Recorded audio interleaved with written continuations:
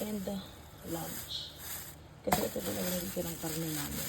Kung nagigirang mga buto-buto. This one. And ilang kamatayang pandansa. And I have a lot of tomatoes and onion. I got some few sweet potato. Put those dito. And maybe I'll just add in some water.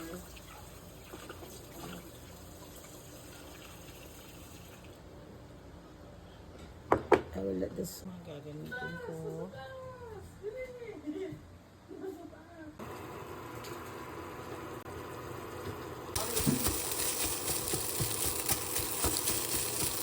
Ito na itsura niya.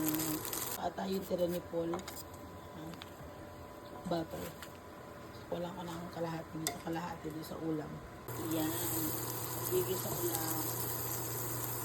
Yung ginamit ata ni Paul na butter dun sa nakaraan. Tumitin ko na. Puro leftover na ulam lang namin sa chocolate. Bigay tayo ng bawang. Hindi lang kasi iba din sa ano. Siguro na ang sinikilin eh. Yun nga eh. Ito yung sa maanghang. Ay, anghang, matigas. Ilalagyan ko ng chili flakes. Tapos, last time, tinaray ko to eh. Itong chili garlic na Anton. Sobrang anghang. Perfect siya sa mga ganito. So, mag-add na ako. I don't like spicy, but medyo may something na yung amoy nito. Yan, ang hangang amoy. Lagay natin ng konting sibuyas. Itipid ko kasi iba sa kulang sa panghawa.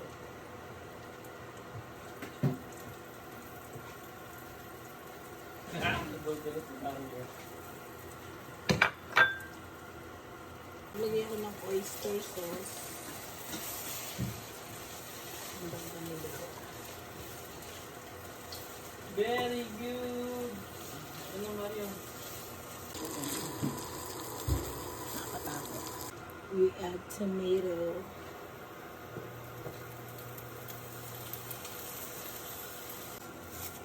Kasi namin sa plastic.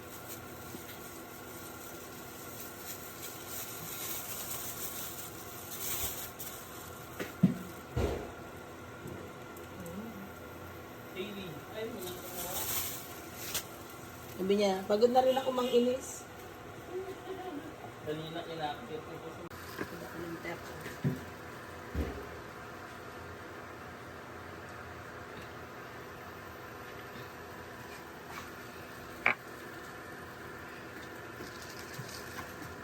Salt, sugar.